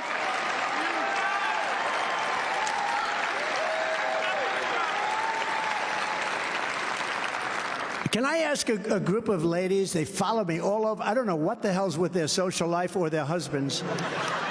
They come from North Carolina. Oh, there's like like this- 100 of them. Yeah. They're represented tonight by probably 30, and they always seem to have good seats. You know, they get good seats. Somewhere along the line, they know people in my There's campaign. like groups of women. I always notice, or but could you people. stand up? This is their 117th Yeah, they go to rally. like all of them. They go, well, not all, So but beautiful. they go to a lot. They're so beautiful. I don't know if their husbands are exactly thrilled by this. But this is number 117. Can you believe that? And then, of course, we have Front Row Joes. They follow me all over the place. Front I Row can't get rid Joes. of these guys. Thank you, fellas. Thank you very much. So honored. So honored. Are your marriages still good? Probably better, right? He says that all the time. It's so funny. That's great. Thank you very much. That really is an honor. 117. Oh, Trump doesn't I'm have the a only mean bone in candidate his who can body. make this promise to you, and I will make it, and I will keep it. I will prevent World War III. We've never been so close. You just have to check out your news. And we will build an Iron Dome over our country, a state-of-the-art missile defense my shield God. made in the That's the USA. first We I've do ever it for heard other that. countries, that we don't do it for ourselves. We do it for other Jukin, countries. he's just having all fun. made in the USA. I know will you don't also like defend him. our great veterans. Al is around here But the someplace. people Where that is love Al? him, Al. they love that. He's The just head, the king of the joking. veterans, I call him. Al, have I been good to the veterans? That's the first I've ever heard I've of an done a Iron great Dome. job. Has anybody else heard that? Okay. Well, we're going to do it, Al. He said, well, the veterans say I was the greatest president for veterans, you know. We had a tremendous problem where the veterans weren't being taken care of, and I gave them immediate service. If they weren't able to see a doctor, you know, a lot of them couldn't see. They would be waiting, what, for 2-3 months even to just get an appointment. Anybody that You know, couldn't it's get funny, to my see, and I brother got is a this approved by veteran. Congress. Anybody couldn't see a Well, doctor. he wasn't in a war. He You was go just in the immediately out. reserves for We have 8 a whole years. group of doctors surrounding all of the hospitals. We have deals Yeah, but negotiated with them. Mimsy, You get taken care of yeah, I by know what those the Iron Dome doctors. is. I just it had worked never out heard so of it coming incredibly here. well, so unbelievably well. We also had something, you know, we have a lot of sadists that used to work, horrible people, thieves, sadists who used to work. We couldn't get them out because of civil service laws. I got it done, passed in Congress, not easy. They've been trying to get it done for 58 years. And the other with the veterans, they were trying to get that for 52 years. I got them both done. We fired 8,000 people that were sadists and thieves and crooks. We had one case in Arizona where people got caught stealing $400,000 and they couldn't fire them. They weren't allowed to fire them. They got caught stealing $400,000 and you couldn't fire them. And they got fired very quickly and then some. I will ask Congress to build the full-service VA hospital, Al, right here in New Hampshire. You know, you're the only state in the union. Do you know that? You're the only state in the union that doesn't have a full-service VA hospital.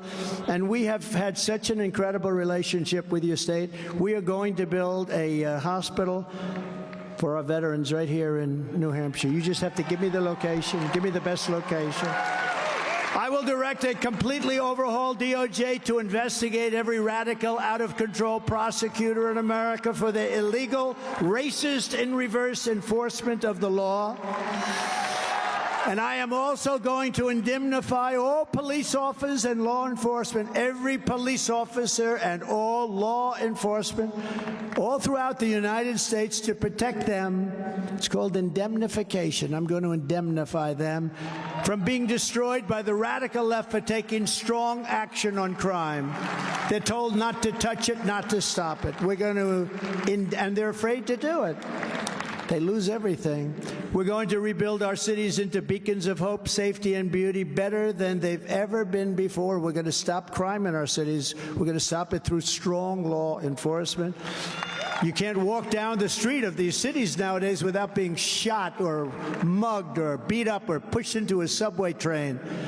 We will take over the horribly run capital of our nation in Washington, D.C., and clean it up, renovate it, rebuild it. It'll be a capital like no other. Right now, you walk down the streets of the Capitol. Last night, 3 people shot. Every day, people are shot. Our capital is a disgrace. I was there for one of these fake trials the other day, a couple of weeks ago, and I'm driving down a major thoroughfare. Let's not even mention it. And there was so much garbage that we're literally driving over cartons and boxes and cans and beer.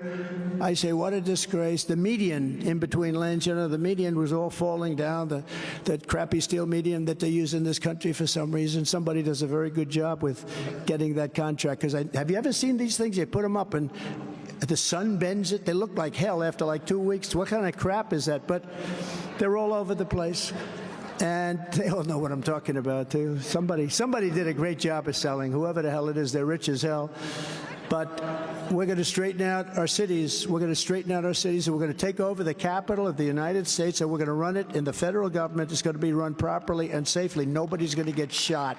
And if they do, those people are in big trouble that did it. It'll become, again, the most beautiful capital and the safest capital anywhere in the world. No, but can you imagine you're a foreign dignity and you're coming into the United States and you're driving over garbage and you see the medians falling and you see asphalt that has potholes all over the place. What a scene. And I'm telling you, 4 years ago when I was here, I used to go crazy with that.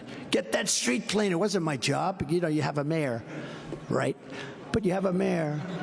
And they're supposed to do it, but we're going to take it over, we're going to federalize it, and we're going to run it in the federal government. It's going to be run properly, really properly and safely. On day one, I will sign a new executive order to cut federal funding for any school pushing critical race theory, transgender insanity, and other inappropriate racial, sexual, or political content onto our children to destroy their lives.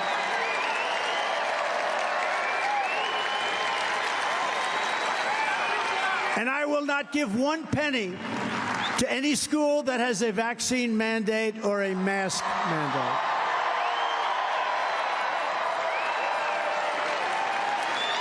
And it's hard to believe that we have to even say this. It's so ridiculous. I will keep men out of women's sports. Totally done. And as I did for 4 years, perfectly, I will fully uphold our great Second Amendment. We have to. We have no choice. And I will never allow the creation of a central bank digital currency. Do you know what that means? It's a big deal. We will protect innocent life, and we will restore free speech again in our country. I will secure our elections, and as I said, our goal will be one-day voting with paper ballots and voter ID. But until then, Republicans must win. We have to win. You have to get out and vote on Tuesday. If you took the 10 worst presidents in the history of the United States and added them up, they would not have done near the destruction to our country as Joe Biden and the Biden administration has done. If you look at what they've done on our border, what they've done to our military, what they've done to everything. Look at interest rates. We used to have the lowest interest rates ever. Now we have the highest. Nobody can buy houses. What they've done to this country is incredible, and especially having to do with crime and other such things. The border is one of the great catastrophes, I think, in the world. The border is one of the greatest catastrophes that have ever happened, and embarrassments. And then you go back again to Afghanistan. I defeat ISIS totally. They said you couldn't do it. It would take 4 or 5 years. They did it in 3 months, right? General Raisin Cain, right? Do you ever hear that, sir? Good general. We have some great generals, I'll tell you. You don't see them on television, though. So if you want to save America, then this Tuesday, January 23rd, you must vote for a man named Trump. Did you ever hear of him? And as I said earlier, the details, and just take it down just in case you want some, but we have to get everybody, nh.donaldjtrump.com. So in conclusion, who the hell wants this to end? I don't want it to end. I had a friend, you know, he wanted to become a politician. He's a very successful guy, one of the most successful people. I don't want to get him embarrassed, and he wants to be a politician. I said, what's the problem? Why don't you do it? Just go ahead, do it. You'd be good. You have a lot of money. You've done that. He said, I have one problem. What? He has stage fright. I said, stage fright. That doesn't sound good. If you have stage fright, I told him, if you have stage fright, this is the wrong business for you. But we feel comfortable together, right? You know? People say, how do you do that? You go up for 2 hours and you talk, and I would say 80% without these crazy things, right? But how do you do that? And I say, there's such love in the room. I really mean this. It's easy, because there's such love in the room. It's like not that hard to do, believe it or not. I don't know. Thank you. It's true. There's so much love. Together we're taking on some of the most menacing forces and vicious opponents our people have ever seen. We've never seen anything like it. But no matter how hateful and corrupt the communists and criminals we are fighting against may be, you must never forget this nation does not belong to them. This nation belongs to you. This nation belongs to you. This is your home, this is your heritage, and our American liberty is your God-given right. This is your God-given right.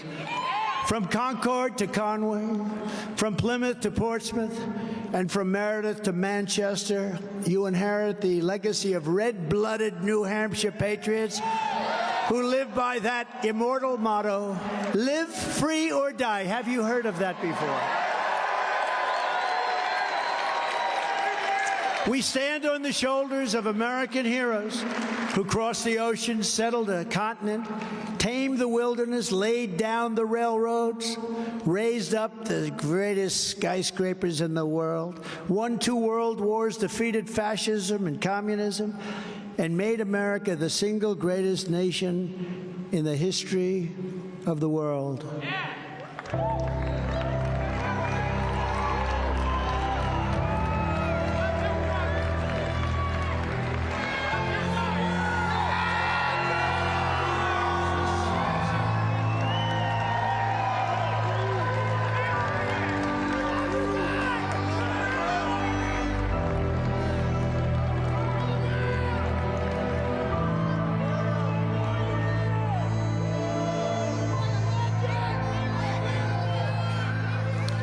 But now, we are a nation in decline.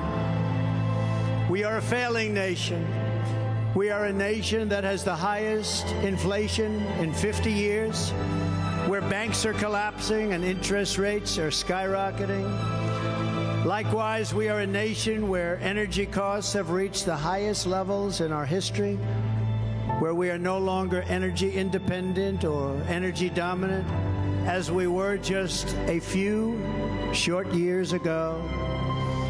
We are a nation that is begging Venezuela and others for oil. Please, please, please help us, Joe Biden says. Yet we have more liquid gold under our feet than any other country anywhere in the world. We are a nation that just recently heard that Saudi Arabia and Russia will be reducing their oil production, while at the same time substantially increasing the price. And we met that threat by announcing that we will no longer be drilling for oil in large areas of Alaska or elsewhere on our land. We are a nation that is consumed by the radical left's Green New Deal, yet everyone knows that the Green New scam is fake and will lead to our destruction. We are a nation whose leaders are demanding all-electric cars, despite the fact that they don't go far. So sad. They also cost too much, and whose batteries are produced in China with materials only available in China, when an unlimited amount of gasoline is available inexpensively in the United States, but not available in China. And now we are a nation that wants to make our revered and very powerful Army tanks the best anywhere in the world, all electric, so that despite the fact that they are also not able to go far, fewer pollutants will be released into the air as we blast through enemy territory in an environmentally friendly way. And they also want to make our jet fighters with a green stamp of energy savings, though losing 15% efficiency, but allowing us to keep our enemy's atmosphere clean of emissions as we viciously and unceremoniously attack them at levels never seen before. Who are these people that would do this to us? Who are these people who would ruin our country? We are a nation that ended oil exploration and production in the U.S. just as the price of oil reached an all-time high. What other country would do such a foolish, foolish thing? So self-destructive it is. Can we be energy independent? And again, can we be even energy dominant? Yes, oh yes, and very quickly, says President Trump. We are a nation that surrendered in Afghanistan, leaving dead soldiers, American citizens, and $85 billion worth of the finest military equipment in the world, and also abandoning really Bagram, one of the biggest military air bases anywhere in the world, and only 1 hour away from where China makes its nuclear weapons. Think of that. And we are a nation that allowed Russia and Ukraine to fight, killing hundreds of thousands of people, and it will only get worse. It would never have happened with me as your president, and for 4 straight years, it didn't happen. Likewise, the horrifying attack on Israel would never have happened. They wouldn't have even thought of doing such a thing if President Trump was in the Oval Office. Iran was broke under President Trump. They didn't have the money to fund Hamas or Hezbollah and all of the other instruments of terror that were funded. We're going without any funds at all. But those sanctions were lifted by a very corrupt Biden administration, and now Iran is a rich country with $200 billion and another $6 billion for hostages and $10 billion for electricity to Iraq, all compliments of the incompetent Biden administration. And China, with Taiwan, is next. We are a nation that allows radical left terrorists to violently attack our cities, leaving behind massive destruction and death. And nothing happens to the criminals that do these terrible things. There is no punishment, but when people who love our country protest on January 6th in Washington, D.C., they become hostages unfairly imprisoned for long, long periods of time. We are a third world nation that has weaponized its law enforcement against the opposing political party like never, ever before. We've got a Federal Bureau of Investigation that won't allow bad election-changing facts to be presented to the public, and which offers $1 million to a writer of fiction about Donald J. Trump to lie and say it was fact.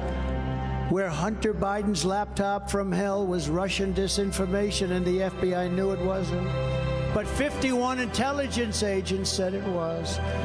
And the Department of Justice that refuses to investigate egregious acts of voting irregularities and fraud.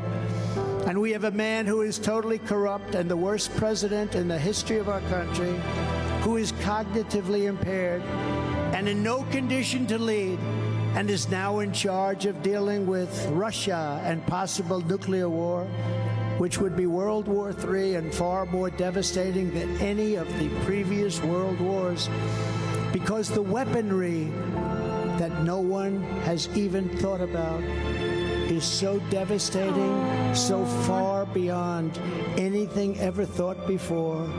We are a nation that no longer has a free and fair press. Fake news is all you get, and they are indeed the enemy of the people. They refuse to discuss the Biden crime family, but enjoy covering the false indictments of Donald J. Trump, who has done nothing wrong except win an election that wasn't anticipated by them. We are a nation where free speech is no longer allowed, where crime is rampant and out of control like never before. And we are a nation that is allowing Iran to build a massive nuclear weapon, and China to use the trillions and trillions of dollars it has taken from us to build a military to rival our own. And less than 3 years ago, we had Iran, China, Russia, North Korea, and Czech. They respected us. They were afraid of us. They weren't going to do a thing against us, and everyone knows it. And now Russia and China are holding summits to carve up the rest of the world.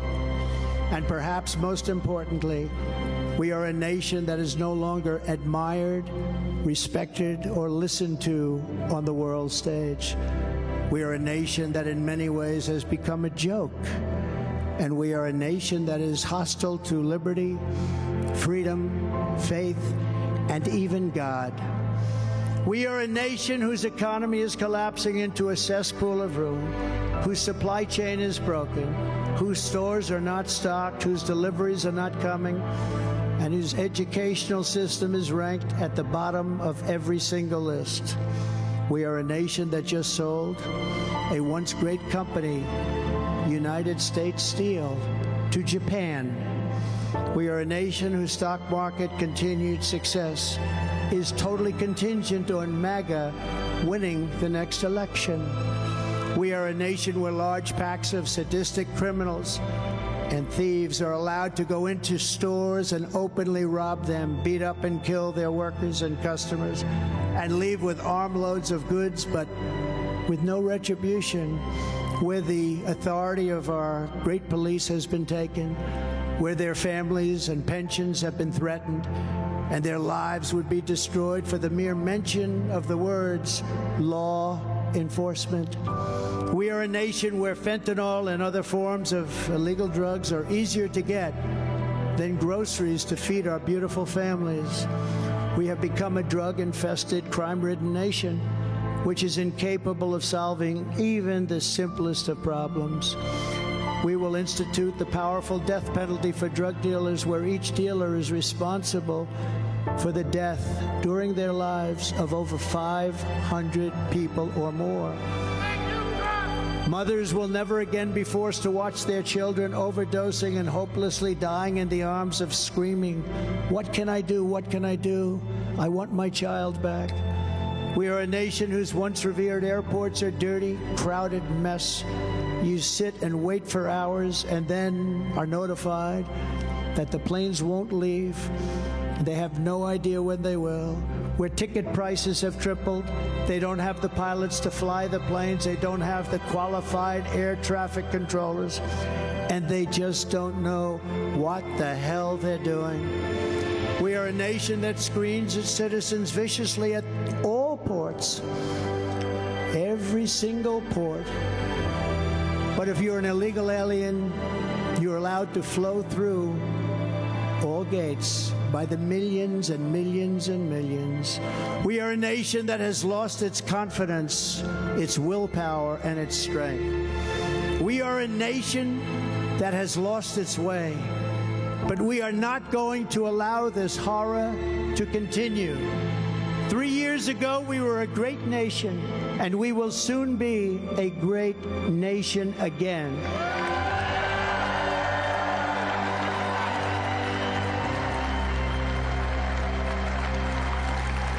It was hard-working patriots like you who built this country, and it's hard-working patriots like you who are going to save our country. Yep. We will fight for America like no one has ever fought before. 2024 is our final battle. With you at my side, we will demolish the deep state. We will expel the warmongers from our government. We will drive out the globalists. We will cast out the communists, Marxists, and fascists. We will throw off the sick political class that hates our country. We will rout the fake news media. We will drain the swamp. And we will liberate our country from these tyrants and villains once and for all. We will be a liberated country again.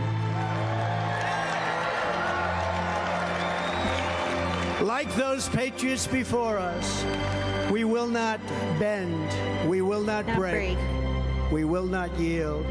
We will never give in, we will never give up, and we will never, ever back down. With your support, we will go on to victory, the likes of which no one has ever seen before. We will evict crooked Joe Biden from the White House, and we will take back our country on Election Day 2024.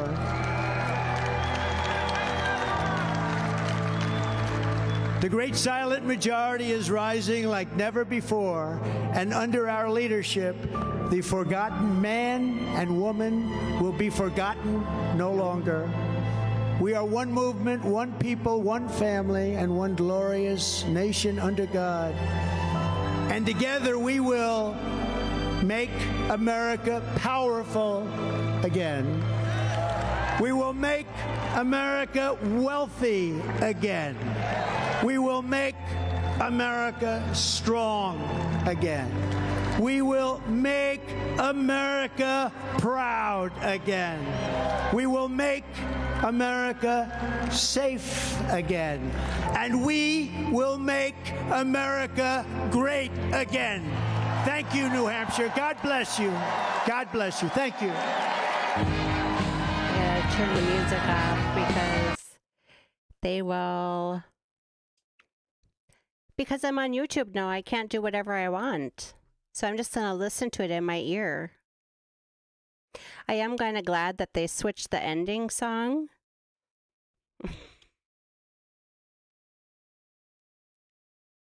I forget what the name of this band is. Hold on, I'm coming, I think.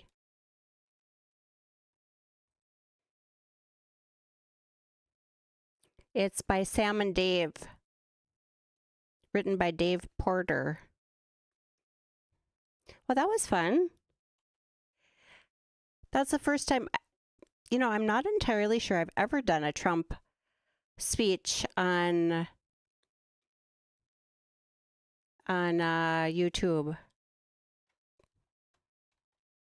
Sam and Dave.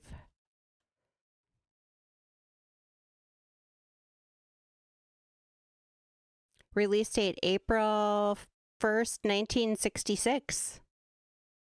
All right, so that's the end of that. Here. Well, that was really fun. We had a great crowd over on Rumble too. So for all of you on Rumble, thanks for joining me again. I don't know if Christina's still in the crowd. I think what you do, I'm not entirely sure, but she said she doesn't have a car. I think you type in to this number here, 88022 on your cell phone, your like state. So for you, it would be NJ, I think. Try that. And then you'll get up to date. Like, Okay, so for here in Minnesota, I don't know if he's actually ever going to come back to Minneapolis, because the last time he was here, there was all those riots. And I know right before, well, he came here in 2019. That's the pictures above my head. That one is standing outside with some wonderful new friends that I had met. And then that's my son and I. He had actually, when we were standing in line, he had actually met the people, there's another lady with these two ladies here with the big sign, and her son and a neighbor and my son were all in the band together, in marching band and band. So my son, I think he was in, let's see, he was in 11th grade that year. So, you know, I had to call him sick for school. And then it was, and then it was so weird because we're standing in line in the rain, and all of a sudden Sam starts talking to these kids, and then the lady, and then these two ladies. We all got this like super cool box at Target Center. We had our own bathroom in our little, you know, the little box room, and I almost didn't go. I was so sick, so like I thought I had pneumonia, and then we were out in the rain, so. But yeah, that was really fun. And like I said, my friend Bob Kroll, the one that's married to Liz Collin, the one that she did the Fall of Minneapolis documentary. They just last week were in New York filming with Jesse Waters on Fox, a 1-hour special about that Derek Chauvin thing. But Bob was at the time was still the Police Federation Union's president, and he had all these red shirts that said "Cops for Trump" on them, and President Trump had called Bob, and then like somewhere during the speech, he had Bob Kroll come up on stage. I resisted the temptation to send Bob a text message while he was up there. That was so cool. Actually, kind of thinking about it, I should have said, "Hey, can you get me in backstage so I can get a picture?" And I didn't. I was so sick. Oh my God, I was so sick. So I did want to send you over Shizzy Wiznut. Let's see here, YouTube. And then I guess we'll see if this gets canned from YouTube. But I think maybe as long as I'm careful with like muting the music beforehand and after, maybe we'll be okay. Let's see. Shizzy has, I think that's I don't know, I always spell the name wrong. Yes. Okay, so he's live now, and he asked me to join him, so I'm gonna, oh, nope, I think he's done. Nope, looks like he just ended 23 minutes ago. So never mind. Actually, what I'll do is, let's see. Broken Baker's birthday is today. So let me just send you let me just drop the link, and you can,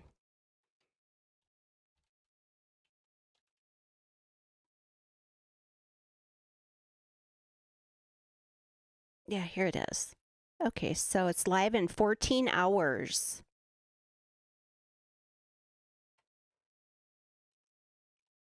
I'm going to put this in your chat. Oops, forgot to send that. Okay, so here's Broken Baker's birthday live stream in the morning. Make sure to give him some loves.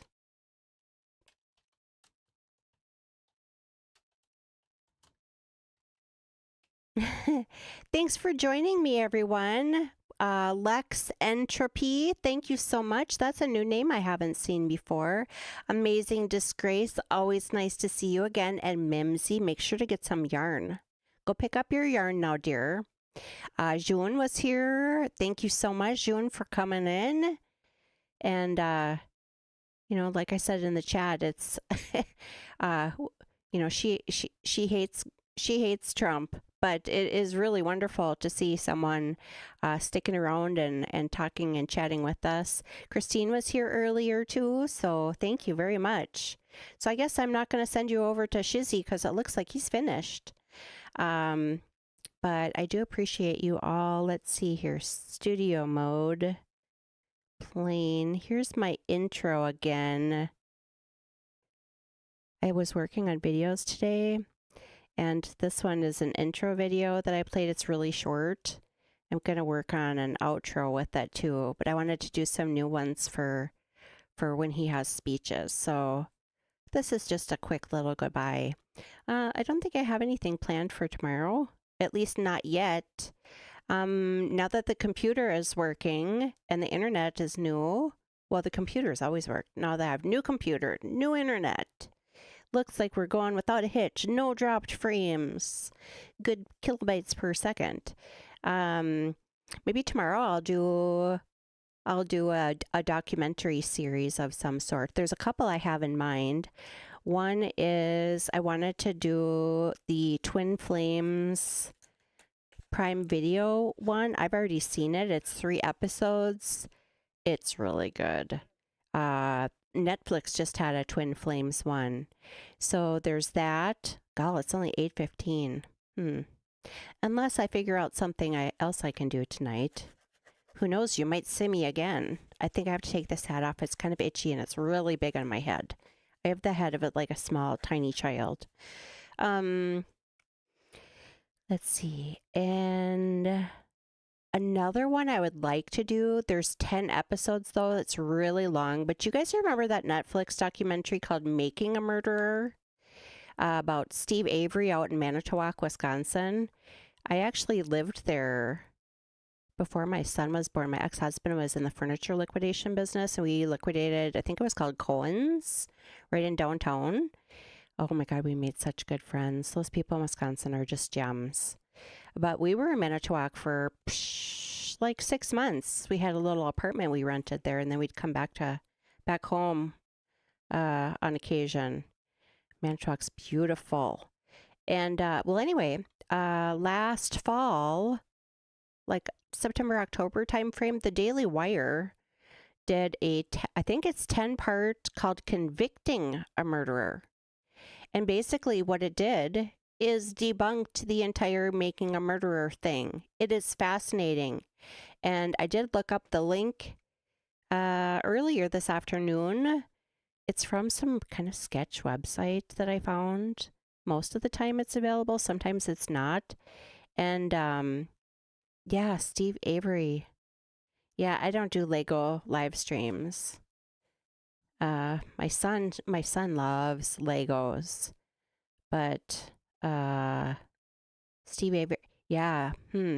But anyway, so I found it. So the Daily Wire has the first 2 episodes for free. Let's see if I can drop the link for that and you can get started on it. And then after, I'm pretty sure I've already told you all this. You know, I repeat myself a lot. But after the first 2 free episodes, then in order to watch the rest of them, you have to subscribe, which I normally, you know, it doesn't bother me, I guess. But they had, their only option was to pay yearly. So it would have been $80 to get the rest of them. And I thought that was kind of unreasonable. So, oh, well now it says monthly. Huh, I wonder what that is. Here, let me see if I can find it. Oh, maybe I have to make it full screen. Full screen. Where's your search button? Here, join to watch. Here. Convicting a Murderer. So it says Convicting a Murderer unveils. Here, I can put it over here.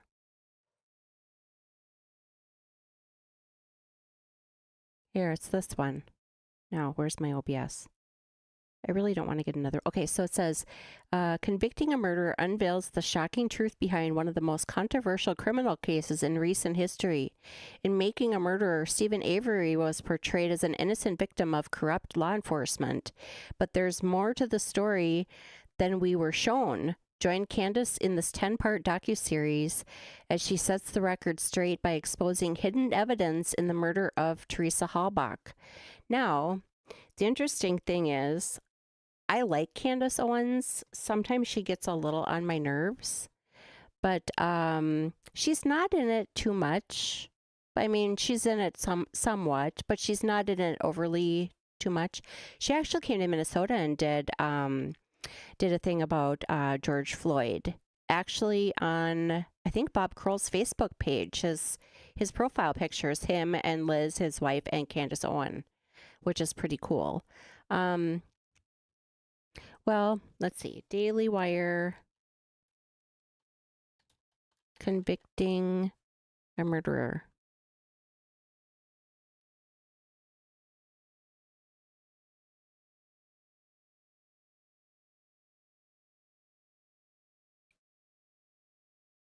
Okay, well, maybe they're all on here now. Here, I'm going to send this in your chat. It was really good. I don't think I've gotten through all of them. I think I've gotten through most of them. So maybe I'll peruse through there.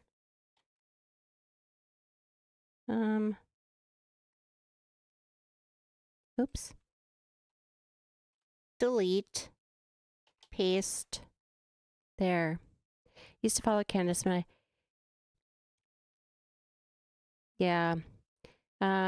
You know, and I liked Steven Crowder too for a while, but then he got rid of Dave Landau, and I guess there was some drama, and then he had that video of him being really disparaging to his wife.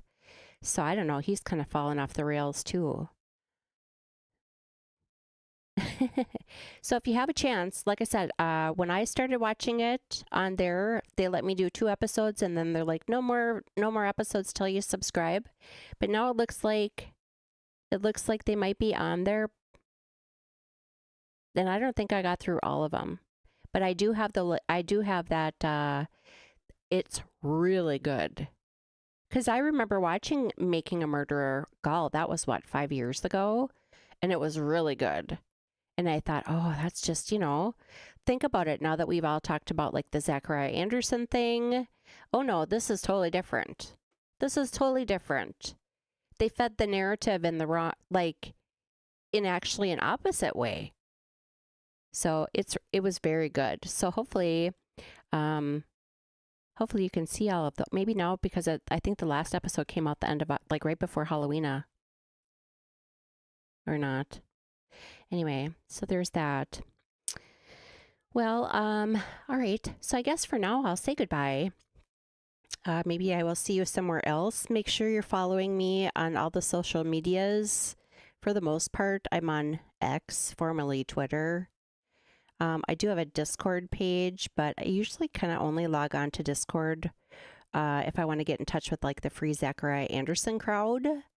They still haven't heard back from Liz Collin, but hopefully they will soon. You know, it's kind of bad timing because she's so busy right now with the whole, you know, filming out on Fox News with Jesse, and, you know, their documentary is just came out. Just came out. But the 2 places I am the most are Twitter/X. And then I'm trying to do a little bit better job of posting things on Crime Spies community page. So hopefully that will help. I still have some learning and tinkering to do on this YouTube thing, but having an internet that actually works well now is great. All right, so I'm going to give you the intro that I just worked on this afternoon again. So just ignore the fact that it's like, welcome. All right, we'll see you later. Bye.